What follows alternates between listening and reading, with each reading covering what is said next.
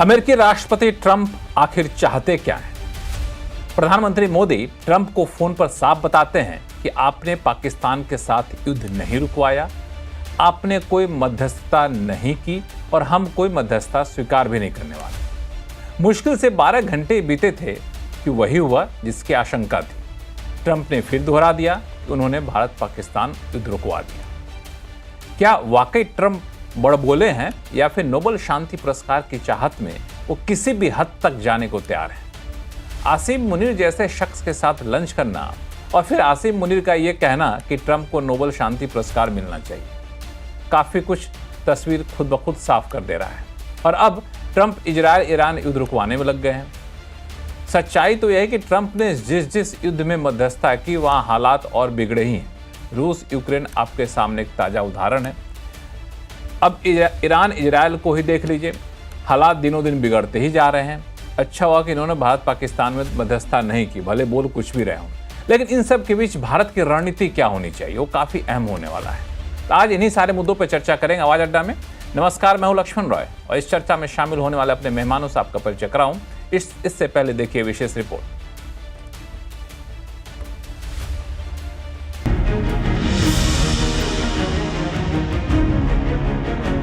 प्रधानमंत्री मोदी ने जोर देकर कहा कि भारत ने न तो कभी मध्यस्थता स्वीकार की थी, न करता है और न ही कभी करेगा।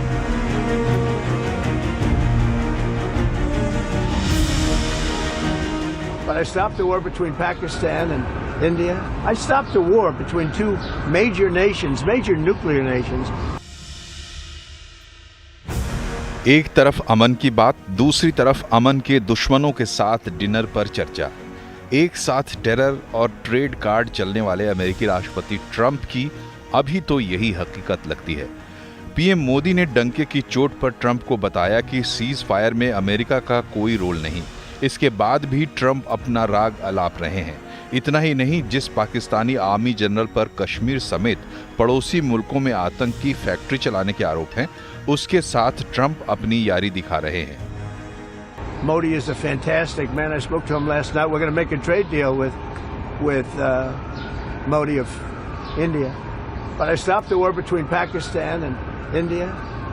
This man was extremely influential in stopping it from the Pakistan side, Modi from the India side, and others.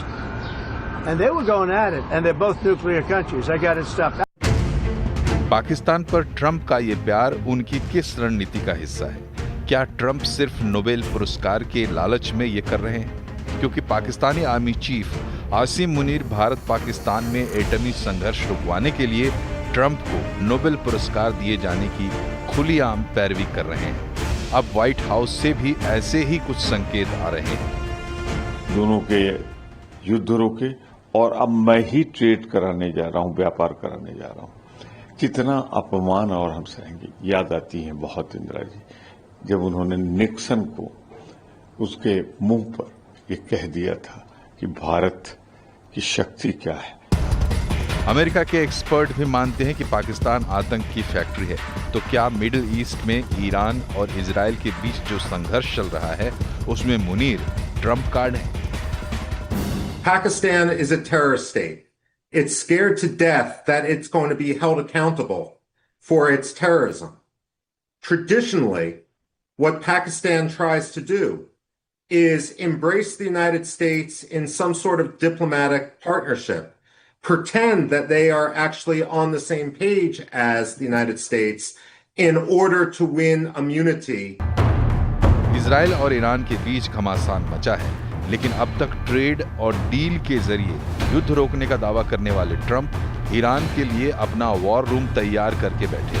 खबर है कि ईरान प्लान को ट्रंप ने ग्रीन सिग्नल भी दे दिया है, लेकिन उनका टैंट्रम अभी जारी है और सस्पेंस बना हुआ है। You strike the Iranian nuclear component. And what time exactly, sir? Sir, would you strike it? Would you please inform us so we can be there and watch? I mean, you don't know that I'm going to even do it. You don't know. I may do it. I may not do it. I mean, nobody knows what I'm going to do. Trump ने अब तक 15 से ज्यादा बार भारत पाकिस्तान युद्ध के बीच मध्यस्थता का दावा किया है। इससे भारत में बार बार विपक्षी पार्टियों को सरकार को घेरने का मौका मिलता है। that apparently, according to the White House, this general had said that the president should get the Nobel Peace Prize and so on, and he was rewarded with a lunch. BJP Congress और विपक्ष के सवाल को बेतुका बता रही है, लेकिन घमासान थम नहीं रहा है। तो सवाल यह है कि आखिर ट्रंप की नीति आखिर क्या है? आतंक को स्पॉन्सर करने वाले देश के आर्मी चीफ के साथ यारी क्या ट्रंप को भारी पड़ेगी? ऐसे सिचुएशन में ट्रंप फैक्टर को तोड़ने के लिए भारत का क्या कूटनीतिक प्लान होना चाहिए? बिल्कुल, ये सारे मामले अनसुलझे हैं और सुलझाएगा कौन? बड़ी गुत्थी उलझी हुई है। अब ट्रंप खुद ही कहते हैं कि मुझे नहीं पता कि क्या करने वाले हैं कल। जब उन्हें खुद नहीं पता तो वो क्या करेंगे, दूसरा पता कैसे लगाएगा? बड़ा मुश्किल है और इसमें भारत की रणनीति क्या होगी ये भी एक बड़ा चैलेंज रहता है। तो इन्हीं सारे मुद्दों पर चर्चा करेंगे। हमारे साथ विशेष मेहमान हैं, बीजेपी के प्रवक्ता गोपाल कृष्ण अग्रवाल साहब हैं, कांग्रेस के प्रवक्ता शमा मोहम्मद हैं, पूर्व डिप्लोमेट दीपक वोरा साहब कुछ ही देर में हमारे से जुड़ने वाले हैं, द न्यू इंडियन की एडिटर इन चीफ आरती टिक्कू सिंह हैं और राजनीतिक विश्लेषक शुभंकर मिश्रा हैं। सबसे पहले गोपाल जी, आपके पास आना चाहूँगा कि सुबह आता है बयान, औपचारिक बयान सरकार की तरफ से विदेश सचिव का कि प्रधानमंत्री मोदी ने साफ कह दिया कि आपने न तो मध्यस्थता की है, न तो हम आपकी मध्यस्थता स्वीकार करेंगे। और 12 घंटे भी नहीं हुए कि वापस से ट्रंप अपनी बात को दोहरा दिए कि हमने वार रुकवाया। जी, क्या माना जाए इसको? कि हमें यह समझना पड़ेगा कि हम किस पे विश्वास करें। अगर हम अपने भारत के प्रधानमंत्री की बात को विश्वास नहीं करेंगे और ट्रंप की बातों पे विश्वास करेंगे तो यह चीज तो प्रश्न चलता ही रहेगा। ये कोई आज की बात नहीं है। ट्रंप तो शुरू से इसी बात को कहते जा रहे हैं, जबकि बहुत स्पष्ट तरीके से कई बार बता दिया और फैक्ट भी यही दर्शाता है। उसके बाद भी अगर प्रेसिडेंट ट्रंप ये कहते हैं कि मैंने रुकवा दिया और उन्होंने तो कई तरह का बात किया है, तो फिर उस चीज को हमें, अब ये तो हमारा संवेदनशीलता और आत्मनिरीक्षण होना चाहिए कि हमें किसकी बात पे विश्वास करना है।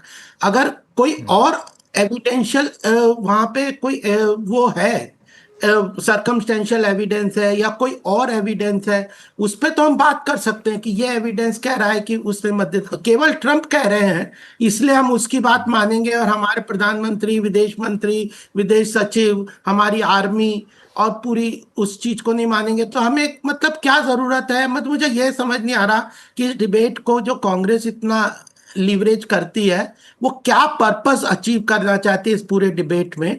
भारत को अंडरमाइन करना चाहती है, भारत की आर्मी को अंडरमाइन करना चाहती है, भारत की जो पॉलिसीज है उसको क्वेश्चन करना चाहती है। क्या है वो डायरेक्ट बोलना चाहिए। केवल ये बात कहना कि ट्रंप कह रहे हैं इसलिए उन्होंने सीज फायर किया और हमारे प्रधानमंत्री कह रहे हैं कि हमने मध्यस्थता किसी को नहीं स्वीकार की, तो हम तो मोदी जी की बात नहीं मानेंगे, हम तो ट्रंप की बात मानेंगे। तो इसका तो कोई जवाब हम कितनी बार दे दें, वो तो कंटिन्यू चलता रहेगा। हमारे साथ कांग्रेस के प्रवक्ता जुड़ी हुई हैं, शमा मोहम्मद जी हैं। एक और बात कहना चाहता हूँ। हाँ, मैं ये भी कहना चाहता हूँ कि आखिर हमें अपने इंडिया के इंटरेस्ट को देख के बात करनी चाहिए। हमारे इंडिया के जो लॉन्ग टर्म गोल्स हैं उनको देख के बात करना चाहिए। और अगर सर्कमस्टेंशियल एविडेंस तो ग्लोबल लेवल पे 370 भी नहीं हटाना चाहते थे कश्मीर में, लेकिन हमने हटाई है। लोग, कोई नहीं चाहता था कि हम पाकिस्तान में सर्जिकल स्ट्राइक्स करें टेररिज्म के बाद। 2026-11 का हमने देखा था क्या हर्ष था कि केवल बातें करते हुए रह गए।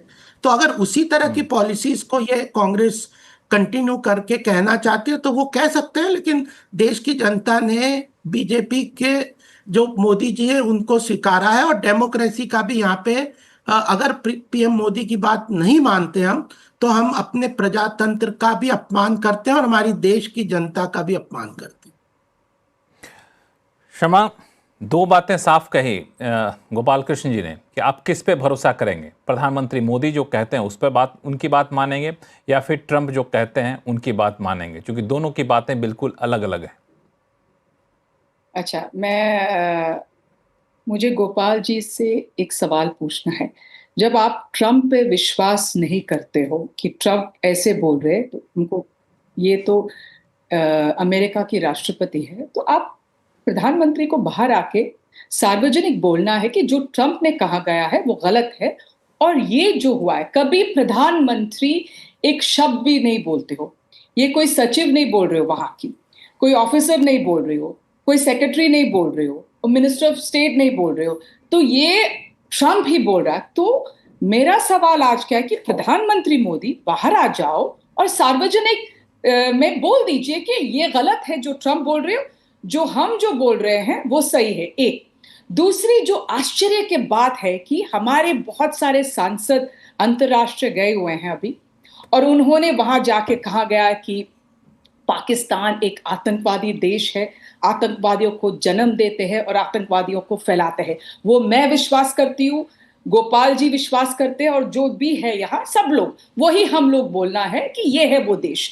बट उसके बाद आश्चर्य के बाद है कि ट्रम्प निमंत्रण देते हो कि फील्ड मार्शल आसिफ मुनीर को, वो शाहबाज शरीफ जो प्रधानमंत्री है पाकिस्तान, उनको नहीं निमंत्रण देते। फील्ड मार्शल आसिफ मुनीर जो पहलगाम के जो आतंकवाद हमला किया हुआ है, उसके पीछे जो साजिश है उन्होंने किया है, उसको आप बुलाते हो। तो हमारा जो अंतरराष्ट्रीय नीति असफल हो गया, उसका मतलब हमारे जो सांसद जाके कहां गए ये सब चीज, उसका कोई फायदा नहीं, क्योंकि उनको निमंत्रण देकर लंच को बुला रहे हैं। हमारा जो विदेश नीति कहां जा रहा है? हम क्या देख रहे हैं कि इस पहलगाम आक्रमण के बाद जो देश हमारे साथ है वो इजराइल है, वो ताइवान है, और फिर जयशंकर जी तालिबान के पास गया। सब लोग कहा गया कि ये गलत है, लेकिन किसी ने पाकिस्तान को कंडम नहीं किया है। हमको इतने सारे यूरोपियन यूनियन है, क्यों समर्थन दे दिया? और आश्चर्य की भी बात है कि उसके बाद IMF $1.5 बिलियन का जो उसको कर्जा देते हैं, फिर उसके बाद ADB बैंक देते हैं, फिर उसके बाद इंटरनेशनल मॉनेटरी फंड वो IMF देते हैं, उसके बाद रशिया जो हमारे साथ होते वो जाके निवेश करते हैं उनके जो पुराने स्टील प्लांट के ऊपर, उसको नया बनाने के लिए $2.2 बिलियन। फिर उनको UNSC में जो काउंटर टेररिज्म के वाइस चेयर बनाते हैं पाकिस्तान को। क्या हो रहा है गोपाल कृष्ण अग्रवाल जी? मैं आपसे पूछ गोपाल कृष्ण अग्रवाल जी, दो सवाल जो इन्होंने तो काफी लंबा भाषण दे दिया, लेकिन नहीं, अब मैं शो में आएंगे, फिर आपको शर्मा आपके पास फिर शो में आऊंगा। अब 1 घंटे का शो है, आप चिंता ना करें, बोलने का पूरा मौका मिलता है हमारे शो में। 2 सवाल जिसको सटीक तरीके से जवाब दे दिएगा संक्षिप्त में। पहला कि प्रधानमंत्री मोदी आकर खुद बोलेंगे तब विपक्ष मानेगा कि मोदी सही है, वरना अधिकारियों से बुलवाइएगा तो हम नहीं मानेंगे, ऐसा शर्मा ने कहा। दूसरा कि असीम मुनीर को बुलाया जाना लंच पे डोनाल्ड ट्रंप के द्वारा, क्या यह भारत की कूटनीतिक विफलता है? देखिए, दोनों प्रश्नों का मैं जवाब दे दूं। प्रधानमंत्री बोले या विदेश मंत्री बोले या फॉरेन सेक्रेटरी बोले, या गवर्नमेंट का डिसीजन है, ये कांग्रेस डिसीजन नहीं लेगी। हाँ, अगर वो झूठ लगता है इन्हें तो ये बोल सकते हैं कि ये झूठ है, उनकी बात पे हम विश्वास नहीं करेंगे, ये इनका प्रेरोगेटिव है, ये कह सकते हैं। लेकिन हमारा स्टैंड क्लियर है कि गवर्नमेंट डिसाइड करेगी किस लेवल पे एंगेज करना है, क्या करना है। एक हमें और चीज समझनी चाहिए कि अगर हमारी फॉरेन पॉलिसी कैसी होनी चाहिए। एक तो है कि आप सबके साथ अच्छी मीठी मीठी बातें करते रहें और नेशनल इंटरेस्ट को कॉम्प्रोमाइज करते रहें, जो हमने पिछले 60-70 साल में इस देश में कांग्रेस के राज्य में देखा है। नेशनल इंटरेस्ट को कॉम्प्रोमाइज करते रहो, धारा 370 को खत्म मत करो। आप टेररिज्म के ऊपर केवल बातें करते रहो, कोई एक्शन ना लो। आप नक्सलवाद पे कोई एक्शन ना लो। हमारी पॉलिसी बिल्कुल मोदी जी की अलग है। हम नेशनल इंटरेस्ट फर्स्ट। अगर ट्रंप कहता है मागा, मेक इंडिया ग्रेट अगेन, तो पीएम मोदी कहते हैं मीगा, मेक इंडिया ग्रेट अगेन। तो हम लोग अब जब आप ग्लोबल लेवल पे आप स्टैंड लेंगे, अपने इंडिया के इंटरेस्ट को वॉच करने के लिए स्ट्रॉन्ग स्टैंड लेंगे, तो आपको चैलेंजेस नहीं फेस करने पड़ेंगे। अगर ये सोच रहे होते तो फिर तो मैं पूछना चाहता हूं कि क्यों नहीं मनमोहन सिंह जी ने 26/11 के बाद पाकिस्तान पे अटैक किया? क्यों नहीं किया? आप बताएं ना क्यों? क्योंकि आपने कॉम्प्रोमाइज की नीति ना, आपने अच्छी गुडविल की। सब आप 30 सेकंड में जवाब दीजिए, बाकी हमारे 3 मेहमान इंतजार कर रहे हैं, उनको मैं शो में जोड़ूंगा। नहीं, मुझे इनको क्या बोलना है। जो गोपाल जी बहुत कुछ बोल रहा है, लेकिन मेरे जो सवाल का जवाब अभी तक नहीं दिया।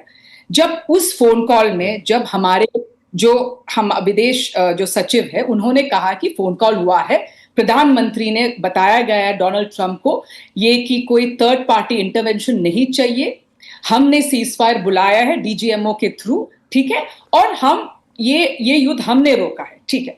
उसके बाद 4-5 घंटे के बाद ये जो डोनाल्ड ट्रंप में फिर उसके 4 घंटे के बाद डोनाल्ड ट्रंप बोल रहा है कि मैंने सीजफायर किया है, मैंने एक मिनट मैंने उसको जो व्यापार के ऊपर उसको धमकी दी है, तो जो हमारे विदेश सचिव ने कहा गया उन्होंने खारिज किया है। ये क्या हो रहा है? तो प्रधानमंत्री को आपको एक चीज याद रखना है, पाकिस्तान के मामले में हमारे देश एक है, याद रखिए, यहां कोई बीजेपी नहीं है, कोई कांग्रेस नहीं, कुछ भी नहीं, हम एक है। मेरा क्या है कि प्रधानमंत्री को बाहर आके वक्तव्य दे दीजिए कि ये जो हो रहा है, जो ट्रंप जो बोल रहे हैं वो गलत है, ये है सच्चाई। ट्रंप जो बोल रहे हैं वो गलत है, वो प्रधानमंत्री आकर के वक्तव्य दे। हाँ, दीपक वोरा को जोड़ते हैं जो पूर्व डिप्लोमेट है। एम्बेसडर वोरा साहब, ट्रंप ने तो वही कर दिया, मुझे लगता है कि आपने पूरी उम्मीद की होगी, आशंका आपको भी होगा कि ट्रंप चुप रहने वाला तो है नहीं। एब्सोल्युटली सर, बहुत बहुत धन्यवाद, बहुत अच्छा लगा आपने एक बार फिर मौका दिया है आपसे आपके चैनल से जुड़ने का, और बाकी जो विशेषज्ञ हैं उनकी जानकारी मुझसे कहीं ज्यादा है। मुझे केवल 52 साल हुए हैं कूटनीति में, और मैं आपको बता देना चाहता हूं कि केवल 52 साल हुए हैं, ठीक है, केवल 52, 74 साल की मेरी उम्र है। तो अभी मैं सुन रहा था कि इसने ये क्यों नहीं बोला, ट्रंप ने ये क्यों बोला। ट्रंप मेरी बात नहीं सुनता है, मेरा वो सेवक नहीं है, वो president of the most powerful country in the world है, वो जो चाहता है वो करेगा। आपको ये भी पता है कि मैं आपको बता देता हूँ, आपने ध्यान दिया होगा, वो जो लंच भी बहुत अच्छा मुनीर साहब के, वो आतंकी मुनीर के साथ खिलाया था, और जो 3 मेन डिशेस थी सर, आपको बता देता, पहली थी जिहादी बिरयानी, दूसरी थी आतंकी दाल, तीसरा था आत्मघाती हलवा। ये उन्होंने खाया था वहां पर व्हाइट हाउस में बैठ के। ना ट्रंप उसको बुला रहा है मैम, इसमें मेरा क्या लेना देना है। सेकेंडली, जब प्राइम मिनिस्टर ने बात की, जब हमारे head of state, head of government किसी दूसरे से बात करते हैं, मैं आपको बताता हूँ ये क्या होता है मैम। टेलीफोन पे पहले I have done 4 or 5 such conversations. पहले क्या होता है कि उनकी तरफ से कोई आएगा या हमारी तरफ से, फिर हम दोनों कनेक्ट करते हैं साइमल्टेनियसली अपने लीडर्स को।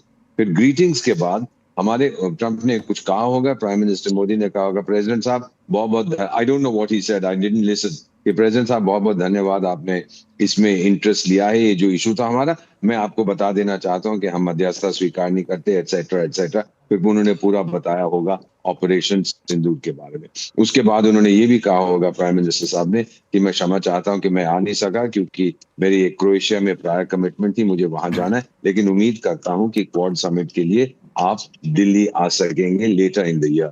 और ट्रंप साहब ने कहा होगा, बिल्कुल, I am looking forward to that. Thank you very much, बहुत अच्छा रहा, बहुत अच्छा रहा। इस तरह की बातें होती है। Let me complete this. गाली गलोच हम लोग नहीं करते, उसका कोई फायदा नहीं है। जब वो मीटिंग खत्म, जब वो कॉन्वर्सेशन खत्म हो जाती है, तो हमारे प्राइम मिनिस्टर ने एक बहुत ही अच्छी चाल चली।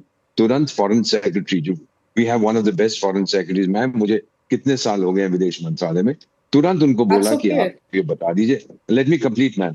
जो रीड आउट है ऑफ द कॉन्वर्सेशन उन्होंने दिया कि हमने ये स्पष्ट किया, ये स्पष्ट किया, ये स्पष्ट किया।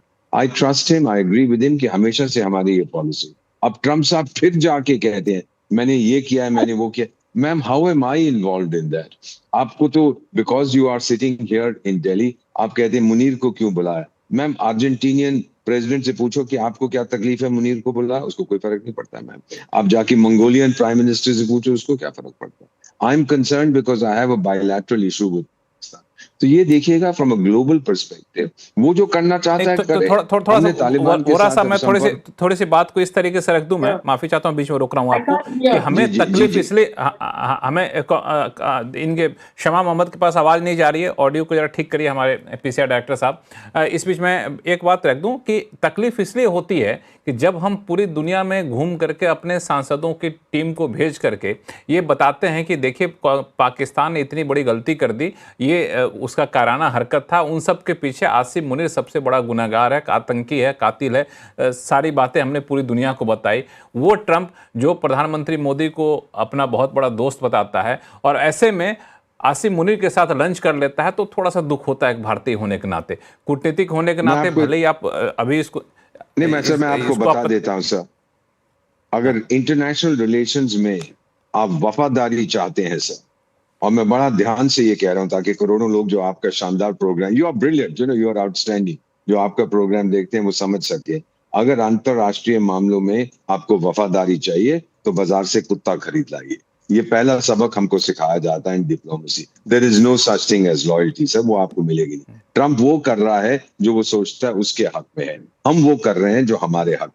पर्सनल दोस्ती भूल वफादारी जाइए। वफादारी का दूसरा शब्द ये भी हो सकता है कि हम अगर कूटनीतिक तौर पे सफल होते हैं पाकिस्तान को अलग थलग करने में, तो वो हमारी कूटनीतिक सफलता का पैमाना भी एक होता है। शुभांकर, आपके पास आऊंगा, लेकिन इससे पहले आरती टिक्कू सिंह हमारे साथ जुड़ी हुई हैं, इन सारे मामलों पर काफ़ी लंबा अनुभव रखती हैं और काफ़ी पैनी नज़र भी रहता है, उनके व्यूज़ बड़े ही अच्छे रहते हैं। आरती, आप कैसे इसको देख रही हैं कि अब हम लोग ट्रम्प की बातों को गौर करना बंद कर दें, ट्रम्प बड़बोले हैं, या फिर ट्रम्प वाकई किसी खास रणनीति के तहत बार बार इस चीज को दोहरा रहे हैं? लक्ष्मण, यहाँ पे जो कांग्रेस के प्रवक्ता है और बीजेपी के प्रवक्ता है, दोनों की बातों में वजन है। पहले तो हमेशा से इंडिया ने कभी भी मीडिएशन एक्सेप्ट किया ही नहीं है इंडिया पाकिस्तान की रिलेशनशिप में, तो वो एक कंसिस्टेंसी है हमारी फॉरेन पॉलिसी की, वो झूठ नहीं है। दूसरी बात, अगर ट्रम्प ये क्लेम कर रहे हैं कि उन्होंने शांति करवाई है इंडिया पाकिस्तान के बीच में, लेकिन साथ में हमारे प्राइम मिनिस्टर ने ये भी कहा है कि अगला कोई भी टेरर अटैक होगा उसको वो प्रॉक्सी वॉर नहीं मानेंगे, उसको वो डायरेक्ट वॉर मानेंगे, और यही न्यू नॉर्म है। तो क्या वाकई शांति है इंडिया पाकिस्तान के बीच में? आज की डेट में ये कहना बहुत मुश्किल है। और क्या वाकई ट्रम्प का कोई रोल रहा, ये भी कहना बहुत मुश्किल है। लेकिन इसमें खास चीज ये है कि इंडिया और यूएस की रिलेशंस में एक तनाव है।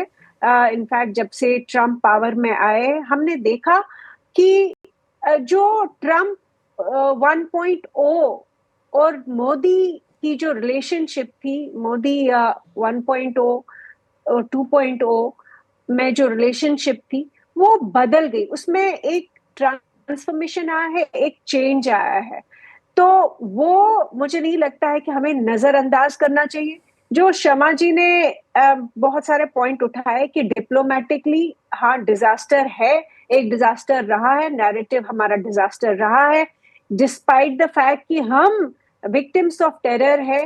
पूरी दुनिया ने इनफैक्ट कोई भी एक्नॉलेजमेंट नहीं दिया इस बार, जबकि पुलवामा के टाइम पे पूरी दुनिया हमारे साथ खड़ी थी, बालाकोट स्ट्राइक हुआ, और उसके बाद इनफैक्ट प्रेसिडेंट ट्रम्प का जो है पूरा सपोर्ट था। इस बार एक अलग चीज हो रही है, वो भी हमें नजरअंदाज नहीं करना चाहिए, चाहे कुछ भी पॉलिटिकल हमारे कंपल्शंस हो या पॉलिटिक्स का जो डिस्कोर्स है वो अलग होता है, लेकिन जो सच्चाई है वो ये है कि यूएस इंडिया की रिलेशनशिप में एक स्ट्रेन है। और दूसरी बात ये भी है कि डिप्लोमेटिकली और नैरेटिव लेवल पे, जबकि इंडिया ने मिलिटरली बहुत अच्छा परफॉर्म किया ऑपरेशन सिंदूर में, सक्सेसफुल ऑपरेशन था, लेकिन उसके बावजूद पूरी दुनिया में हम लोगों को पहले तो रेस्ट्रेन कहा गया। सबने, हमारे जितने भी एलाइज थे या हैं, बिल्कुल मैं एम्बेसडर वोरा से एग्री करती हूँ कि इंटरनेशनल रिलेशंस में कभी भी परमानेंट एलाइज और पार्टनर्स नहीं होते, और ना ही एक्सपेक्ट करना चाहिए कि हमेशा आपको वो एक सिचुएशन, कंड्यूसिव सिचुएशन या फ्रेंडली सिचुएशन, जब आपको सबका सपोर्ट हो, वो मिलेगा। दुनिया में इस वक्त वैसे ही 2 ऑनगोइंग वॉर्स है, और इस वक्त एक ऐसा जियोपॉलिटिकल लैंडस्केप है कि ये एक्सपेक्ट करना कि हमको हमारे एलाइज का साथ मिलेगा या हमको प्रेसिडेंट ट्रम्प की बैकिंग मिलेगी, मुझे लगता है कि ये अनरियलिस्टिक है और ये बहुत ही इमेच्योर बातें हैं।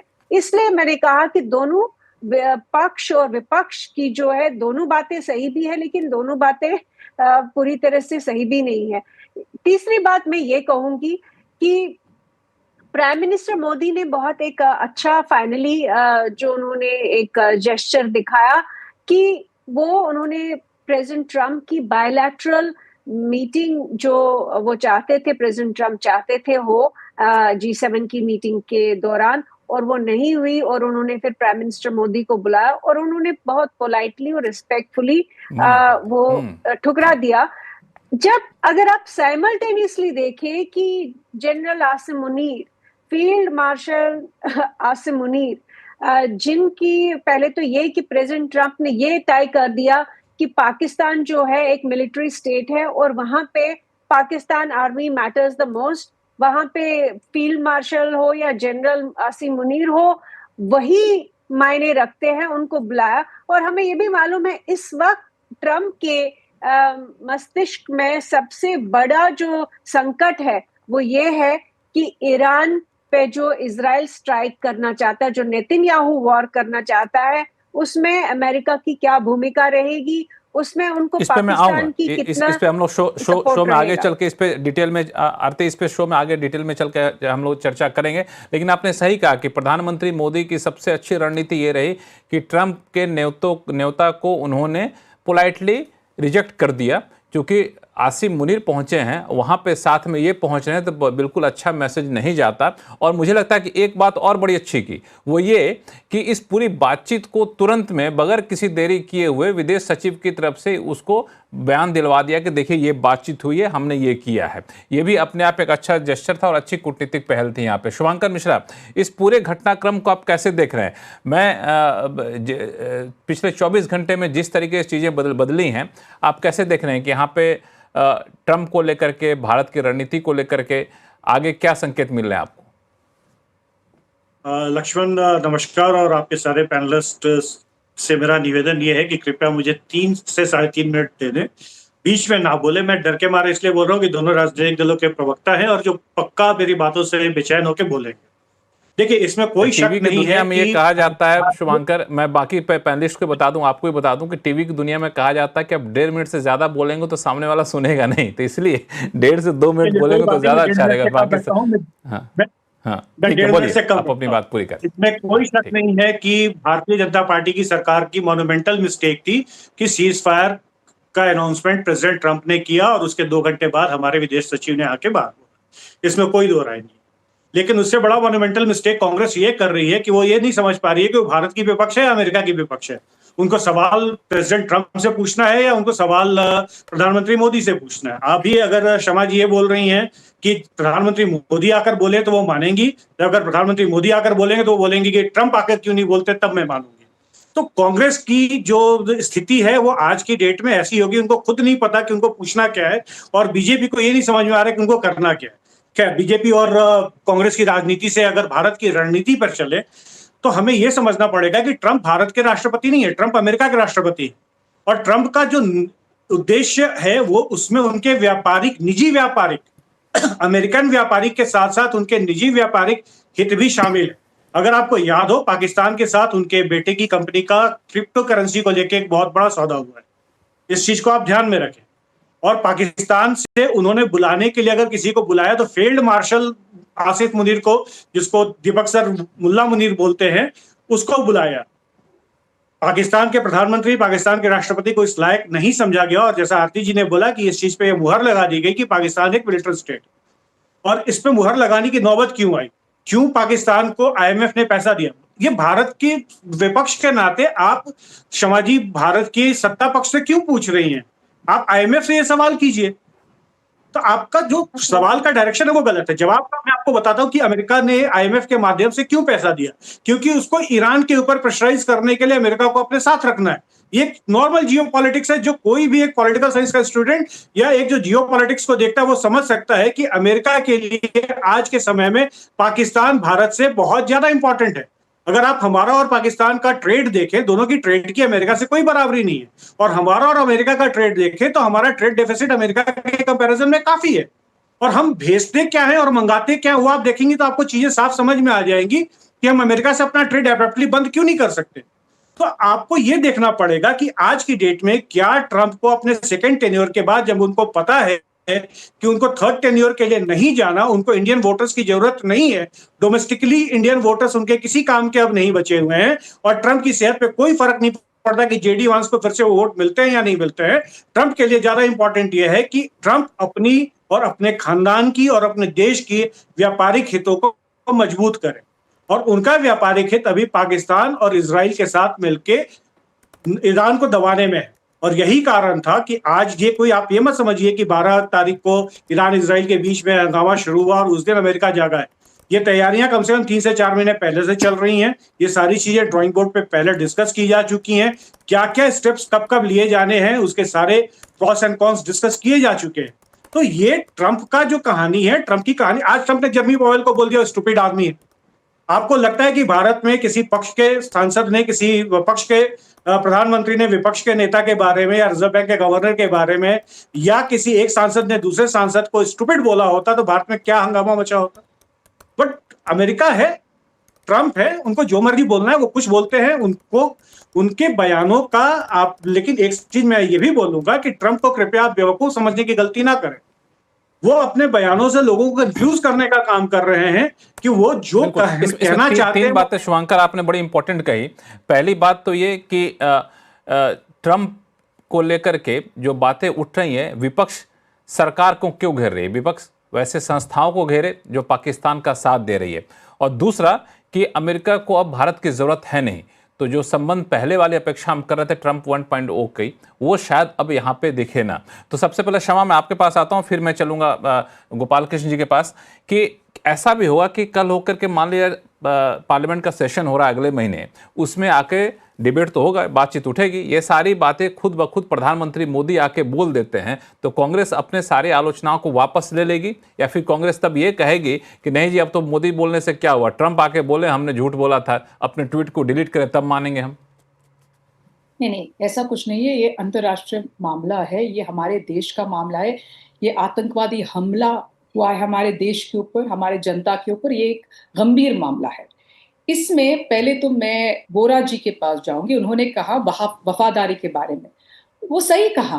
फॉरेन पॉलिसी जो या हमारी अंतर्राष्ट्रीय नीति में कोई वफादारी नहीं होता है, वो सही उन्होंने कहा। लेकिन जब जो अमेरिका जो राष्ट्रपति बार बार बोल रहा है कि हमने मध्यस्थता की है, तो हमारे जो प्रधानमंत्री जो 56 इंच की छाती दिखाता है हिंदुस्तान में, ठीक तरह से बोलना है, सीधा बोलना है, दिस इज नॉट डन। जैसे इजराइल बोलते हैं अमेरिका को या बाकी देश बोलते हैं कि ये हम यहाँ पीड़ित है, वी आर द विक्टिम्स। वो नहीं है, जो आतंकवादी है पाकिस्तान, और हम जो हुआ है हमारे ऊपर हमला हुआ है, वो हमको दिखाना पड़ेगा। 26/11 के बाद पूरे दुनिया हमारे साथ है, हमको समर्थन दिया था। हम हाफिज सईद का हाउस अरेस्ट किया था पाकिस्तान में, Pakistan financial action task force में ग्रे लिस्ट में हमने किया था वो उस समय। तो बहुत कुछ हुआ उसके बाद। यहां क्या हुआ है, ठीक है, ऑपरेशन सिंदूर सक्सेसफुल है, सफल था, मैं भी बोल रही हूँ, पूरे हिंदुस्तान बोल रहा है, ठीक है। बट उसके बाद जो हो रहा है, जो हम देख रहे हैं कि IMF के लोन, सब कुछ जो हो रहा है वो सब गलत हो रहा है, क्योंकि हमारे जो अंतरराष्ट्रीय नीति वो गलत है। हम पूछ सकते हैं अमेरिका से, इजराइल को जो हमला होता है, हमास ने हमला किया इजराइल के ऊपर, वो बोलता है कि हमास एक आतंकवादी संगठन है। वैसा ही है हमारे लिए पाकिस्तान, हमारे ऊपर हमला बार बार करता है। तो ये जो सवाल जो इक्वेट करते हैं हम, ट्रंप क्या करते हो कि ट्रंप पाकिस्तान और हिंदुस्तान को एक बनाता है, इक्वेट करता है। हम पाकिस्तान नहीं है, हम आतंकवादी देश नहीं है, तो वो हमको क्लैरिटी से बोलना पड़ेगा। दूसरी बात जो शुभांकर जी ने कहा गया है कि उन्होंने कहा कि जो वाई शुड हम जो विपक्ष है हमको IMF से पूछना है, ठीक है, हमको जो IMF है या वर्ल्ड बैंक है उनसे पूछना है, हमको इनसे क्यों पूछना है? हमारा सरकार है, भाजपा की सरकार, हम विपक्ष है, हम भाजपा से पूछेंगे। हम करते नहीं है विदेश नीति बनाता है यहाँ की जो सरकार, वो भाजपा सरकार या NDA सरकार। हम क्यों पूछे? उनको पूछना है कि एक कैसे हो सकता है, ये कर्जा कैसे दे सकते। यूपी के समय हमारे ऊपर सवाल उठाते हैं, सरकार के ऊपर, विपक्ष के ऊपर नहीं। तो आज हम विपक्ष से सब कुछ पूछते हैं, ये कैसे हो सकता है? एक मिनट, फिर उन्होंने कहा एक और बात उन्होंने ये कहा कि एक सेनेटर एक सांसद दूसरे सांसद से बोलेंगे स्टूपिड तो क्या हल्ला हो जाएंगे यहाँ। मैं आपको एक चीज याद दिलाना चाहती हूँ, 2017 में नरेंद्र मोदी जी ने आरोप लगाए हैं मनमोहन सिंह जी के ऊपर और हमीद अंसारी के ऊपर कि वो कॉन्स्पिरेसी कर रहा है, षड्यंत्र कर रहा है पाकिस्तान के साथ गुजरात के चुनाव के समय उसको हराने के लिए। आपको याद होगा, आपने कभी सुना है एक प्रधानमंत्री पूर्व प्रधानमंत्री के ऊपर और पूर्व उपराष्ट्रपति के ऊपर एक आरोप लगा कि वो षड्यंत्र कर रहा है पाकिस्तान के साथ? उससे बड़ा कुछ है? तो आप अभी बोल रहा है ये संसद स्टूपिड बोलता है, उस संसद स्टूपिड बोलता है, तो क्या हो जाता है? इसके ऊपर क्या हुआ आप बताइए हमें। तो ये है नरेंद्र मोदी जी। नरेंद्र मोदी जी और वो मिश्रा जी, नरेंद्र मोदी जी को साफ साफ बताना है कि किसने सीज फायर बुलाया है। ये ट्रंप को साफ साफ बोलना पड़ेगा। हम हिंदुस्तान है, एक बड़ा देश ऐसा करता है, हमको बोलना है, शमा ऐसा करता नहीं। इस पे दोनों लोगों से जवाब लेता हूं, शुभांकर से भी और गोपाल कृष्ण जी से भी। गोपाल कृष्ण जी, सबसे पहले आप ही बता दीजिए कि जिस तरीके से विपक्ष लगातार हमला कर रहा है, ट्रंप को ट्रंप की भाषा में क्यों न जवाब दे दिया जाए?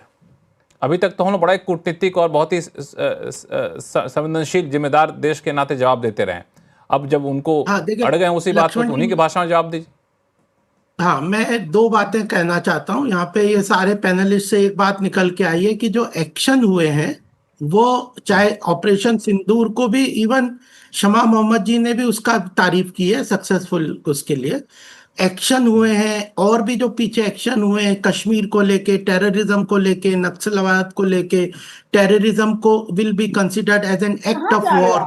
तो नहीं, एक मुझे बोलने, मैंने आपको कुछ नहीं बोला। तो वो सबसे बड़ी, हर बार कहीं और लेके जाते हैं। नहीं, आपके प्रश्नों का जवाब देना मेरे को कोई जरूरी थोड़ी है। तो दे दो ना, आपके प्रश्नों का जवाब देना कोई जरूरी नहीं है।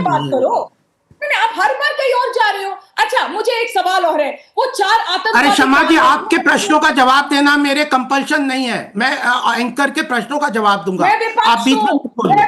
No, keep your mouth shut. You keep your mouth shut. You keep your mouth shut. आपके प्रश्नों का जवाब हम नहीं देने वाले। मुझे आपको सवाल पूछना मेरा कर्तव्य है, मैं पूछूंगी। आप पूछिए। आप 4 आतंकवादी कहाँ है? पकड़ा उसको? गोपाल कृष्ण जी, आप जवाब दीजिए।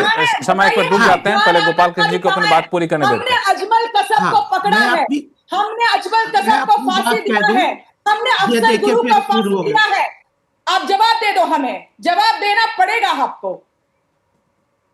देखिए, मैं अपनी बात कह दूं, मेरी क्लियर कट बात है कि यहाँ पे सभी पैनलिस्ट का ये कहना है कि एक्शंस करेक्ट है, नैरेटिव्स में कई जगह कोई गैप्स आ गए हैं, कोई नैरेटिव्स हैं ग्लोबल लेवल पे या कुछ लोकल लेवल पे। तो मैं ये कहना चाहता हूं कि कांग्रेस को अपनी नैरेटिव का जो एक बहुत बड़ा रोल है, उसमें कांग्रेस का ये जो तरीका है जिसमें वो always are questioning our own authorities, तो ये जो नैरेटिव को फॉल्स तरीके पे लेके जा रहे हैं, इसमें कांग्रेस की बहुत बड़ी जिम्मेदारी है। दूसरी मैं बात कहना चाहता हूं कि आज अभी ऑपरेशन सिंदूर बंद नहीं हुआ है, तो किसने सीज फायर करवा दी? सीज फायर हुआ है, ऑपरेशन सिंदूर खत्म नहीं हुआ है।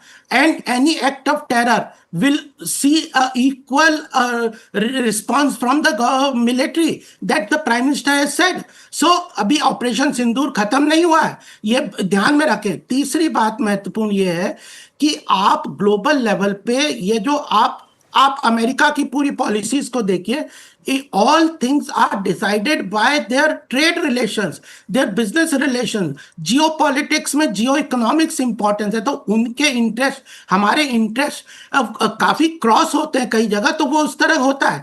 चौथी बात मैं ये कहना चाहता हूँ, आज अमेरिका हमारे साथ नहीं है, इतनी बातें कांग्रेस कह रहा है। कितने साल से अमेरिका हमारे साथ था? हर वक्त तो पाकिस्तान का साथ देता था। कौन जिम्मेदार था उसका? आज हमने अमेरिका से इतने 11 साल में बहुत रिलेशन इंप्रूव किए हैं। कई चीजों में हो सकता है अभी भी हमारे क्रॉस पर्पसेस हैं, ट्रेड रिलेशंस में है, जियोपॉलिटिक्स में है, जियो इकोनॉमिक्स में है, उसमें सब चीजों में कॉन्फ्लिक्ट है। तो हम क्या उसको सरेंडर कर दें?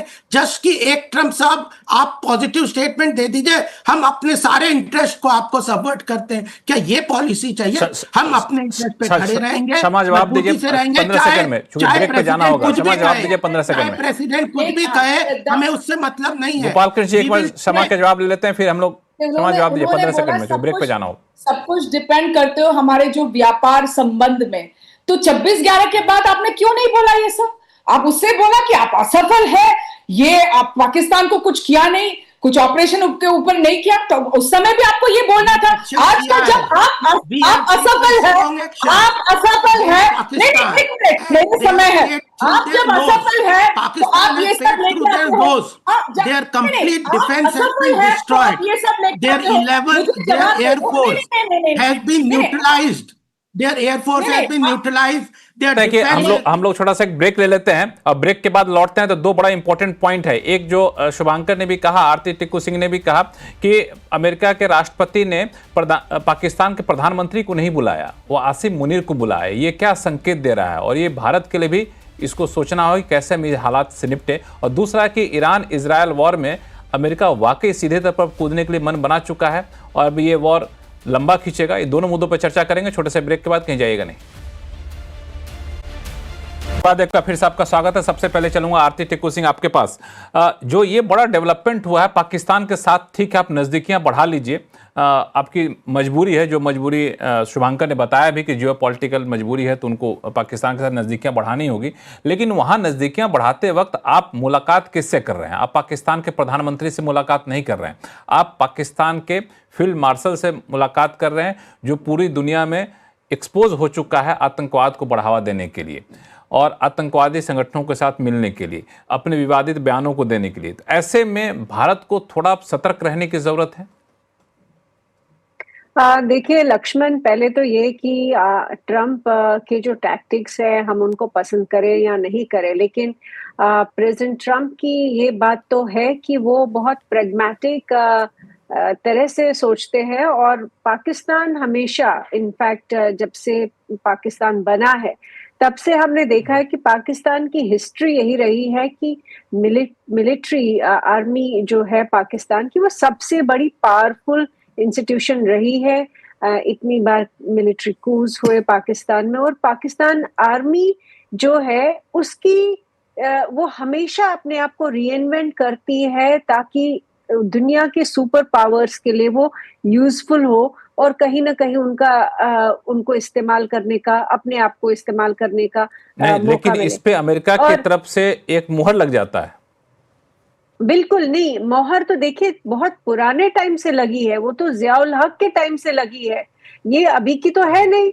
वो तो जनरल मुशर्रफ के टाइम से भी लगी। इनफैक्ट ऐसा कभी नहीं हुआ कि जब पाकिस्तान में आर्मी ने टेक ओवर किया और अमेरिका ने कहा हो कि हम इसको लेजिटिमेसी नहीं देते, हम इसको मंजूर नहीं करते।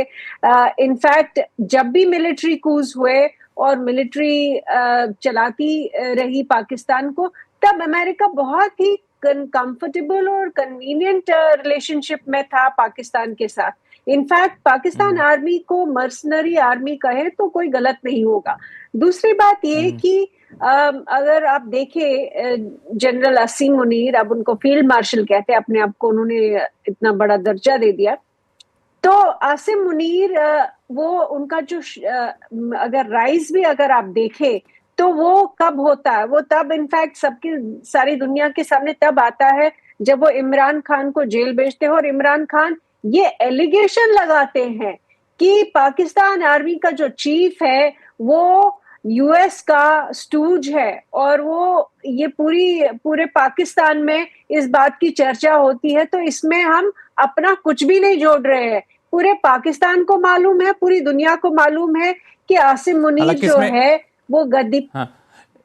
इसमें एक और पक्ष भी है कि आसिम मुनीर एक पहले कह सकते हैं कि व्यक्ति निकले जो अंतर्राष्ट्रीय स्तर पे जाकर के वहाँ पे लंच के बाद कहते हैं कि इनको तो मिल जाना चाहिए नोबेल शांति पुरस्कार, जो डोनाल्ड ट्रंप की एक कह सकते हैं दिली इच्छा है, तो उसको एक समर्थन मिला है। लेकिन उसके लिए ज़रूरी है कि इजराइल ईरान वॉर में भी ये अपने आप को क्रेडिट ले सके कि हमने वॉर रुकवाया, और इसकी कोशिश चल रही है लेकिन कोशिश सफल हो नहीं रही है। शुभांकर, आपको क्या लगता है कि ईरान इजराइल वॉर में अमेरिका सीधे तौर पर कूदना चाहेगा ताकि ये कह सके हम आए इसलिए वॉर रुका?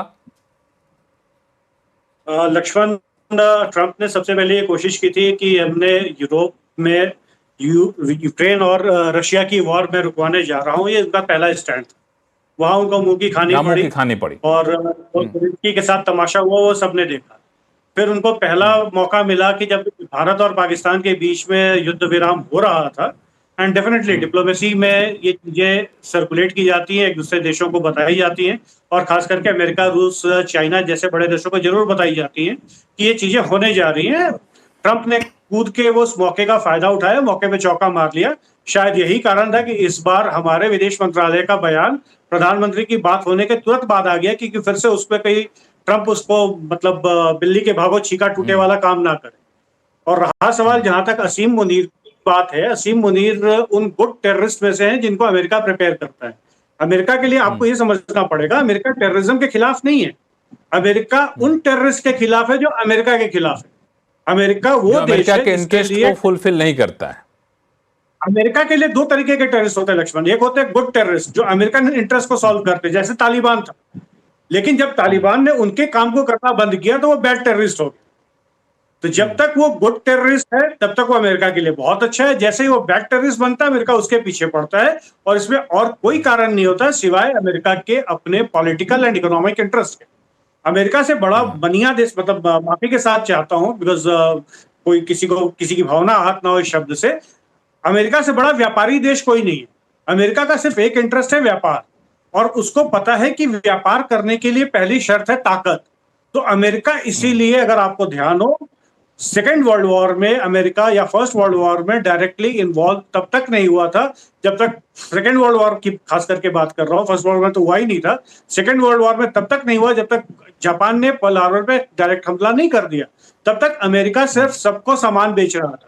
और वही कहानी अमेरिका उसके इस मुद्दे पे मैं शमा और गोपाल कृष्ण दोनों आप लोगों के पास आऊंगा। बीच में शुभांकर आपको रोक रहा हूं, एक छोटा सा रिएक्शन में आरती टिक्कू सिंह आपसे लेता हूं, फिर दोनों पार्टी के प्रवक्ताओं के पास जाऊंगा कि अभी की स्थिति में ईरान इजराइल वॉर में जो अभी तक डेवलपमेंट हुआ है, इजराइल ने साफ तौर से कह दिया कि आपने हमारे हॉस्पिटल पर हमला किया, इसकी बहुत भारी कीमत चुकानी पड़ेगी। दूसरी तरफ चीन, रशिया, वो दोनों इजराइल को कह रहे हैं कि आप रुक जाइए, आप अब हम ज़्यादा हमलावर मत होइए। दूसरी तरफ यूएस कह रहा है ईरान को कि तुम्हें बड़ा भारी पड़ेगा अगर शांत नहीं हुए, समझौता नहीं माने तो। पूरा वर्ल्ड ऑर्डर किधर जाता हुआ दिख रहा है आपको आरती? लक्ष्मण, पहले तो ये कि प्रेसिडेंट ट्रंप जिस मुद्दे पे वो प्रेसिडेंट ट्रंप बने दूसरी टर्म में, वो मुद्दा जो है वो खुद डिरेल कर रहे हैं, क्योंकि वो एंडलेस जो वॉर्स अमेरिका ने किए, मिडिल ईस्ट में किए, पूरी दुनिया में किए, वियतनाम में किया।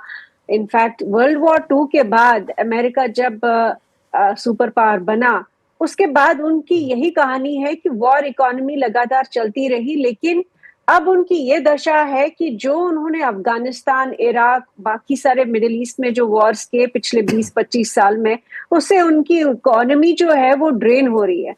और इस मुद्दे पे प्रेसिडेंट ट्रंप जो है वो चुन के आए। मागा मूवमेंट जो है पूरी तरह से उनके समर्थन में इसीलिए आया क्योंकि अमेरिका में एक बहुत बड़ा तबका, 50% से ज्यादा लोग जो है ये मानते हैं कि युद्ध उनके हित में नहीं है। और अगर अब प्रेसिडेंट ट्रंप नेतन्याहू का वॉर ज्वाइन करते हैं तो मुझे लगता है कि अमेरिका में सिर्फ प्रेसिडेंट ट्रंप की मुश्किल में नहीं पड़ेंगे, पॉलिटिकली पूरा अमेरिकन एम्पायर जो पिछले हमने 7 दशकों में देखा, वो एक डिक्लाइन ऑलरेडी उस पे है वो, लेकिन एक रैपिड डाउनवर्ड स्पाइरल में जाएगा अगर उनके घर में ही शामिल होते हैं। हाँ, उनके घर में ही 2 फाड़ हो चुका। वहां भी कोई नहीं चाहता, बहुत बड़ा तबका जो अमेरिका को ग्रेट बनाने चला था कि आप इन सब युद्ध में पड़िए, बड़ी मुश्किल से तो हम लोग युद्ध से बाहर निकले, अपना देश संभालिए, वही बेहतर रहेगा। दीपक वोरा साहब, हम लोग चर्चा ये कर रहे हैं कि ये इजराइल ईरान वॉर में अब अमेरिका किस बात का इंतजार कर रहा है? कह रहे हैं कि उसका पूरा ईरान का प्लान तैयार है, अब सिर्फ न्यूक्लियर ठिकाने को ध्वस्त करने तक बात रहेगी नहीं। शायद वहां सत्ता परिवर्तन जो इजराइल चाहता है उसमें भी अमेरिका बढ़ चढ़ कर भूमिका निभाएगा।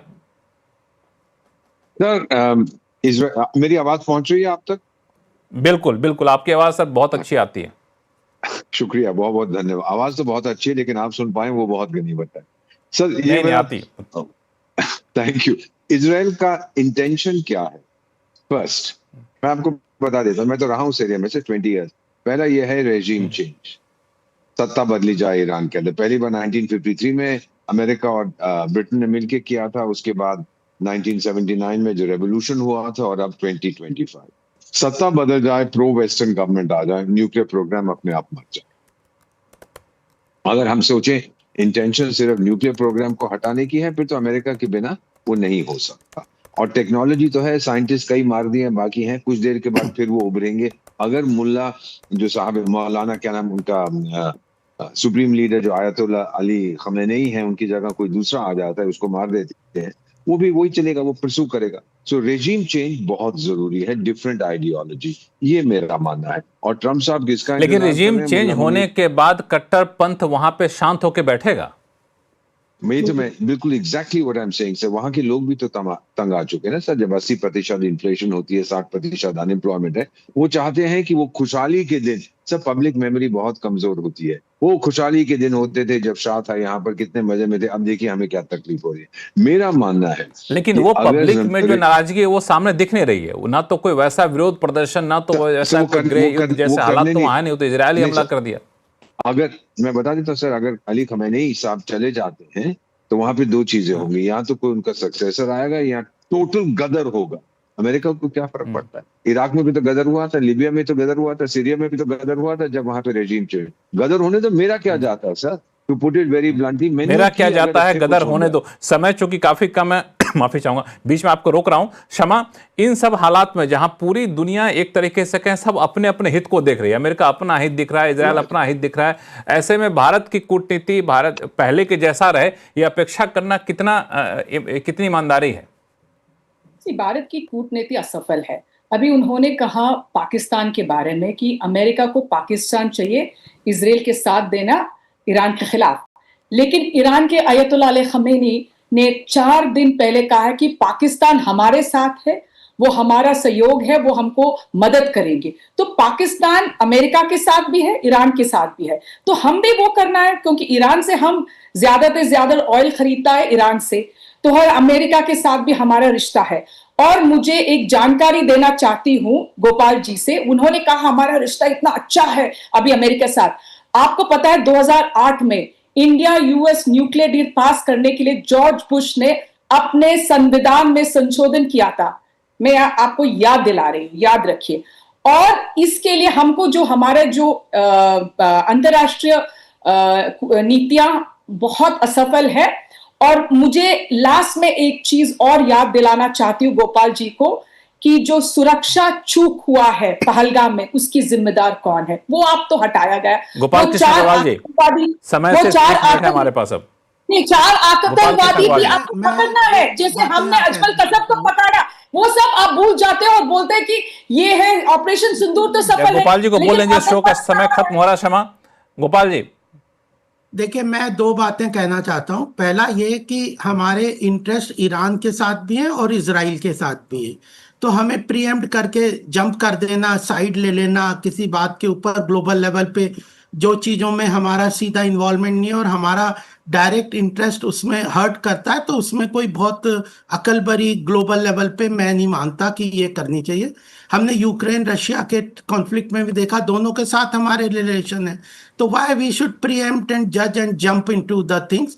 We should wait and watch, let the things play out. हमारे इंटरेस्ट को हम वॉच कर रहे हैं, हम अपने क्षमा जी बीच में मत बोला करिए, हमने आपको बीच में नहीं बोला, फिर आप बार बार बीच में बोल के इसको डिबेट को मत खराब करिए, अच्छा नहीं लगता। आप समझदार हैं, अच्छा नहीं लगता। तो हमारे इंटरेस्ट ईरान से भी है, आपने भी कहा, हम उसको एक्सेप्ट करते हैं। अमेरिका ने मना किया था, तब भी हमने ईरान से ऑयल इंपोर्ट किया है, सैंक्शन के बाद भी किया है। तो हम अपने इंटरेस्ट को देखते हैं और हमारे ग्लोबल इंटरेस्ट को, हमारे डोमेस्टिक इंटरेस्ट को प्रायोरिटी के हिसाब से रखते हैं। मुझे नहीं लगता कि अभी बहुत प्रीएम्प्ट करके हम बड़ा ईरान और इराक, इजराइल और उसके ऊपर बिल्कुल ये बात हर राजनेता, हर डिप्लोमेट इस बात को समझता है कि इजराइल और ईरान के बीच में जो मामला है उसमें हम लोग को बड़ा संभल कर रहना पड़ेगा, क्योंकि इजराइल के साथ भी हमारे रिश्ते हैं, ईरान के साथ भी हमारे रिश्ते हैं, कारोबारी रिश्ते हैं, सैन्य रिश्ते हैं। तो हमें एक दूरी बना के रखते हुए थोड़ा संतुलित होकर संभल करके बयानबाजी करनी होगी, बात करनी होगी। लेकिन शो बड़ा दिलचस्प चल रहा था आप लोगों की चर्चा की वजह से। समय खत्म हो गया, इसलिए आप सबको यहीं पर रुकना पड़ेगा। आप सही मेहमानों का बहुत बहुत धन्यवाद हमारे शो में जुड़ने के लिए। और आज अड्डा में फिलहाल इतना ही। देखते रहिए CNBC आवाज़। नमस्कार।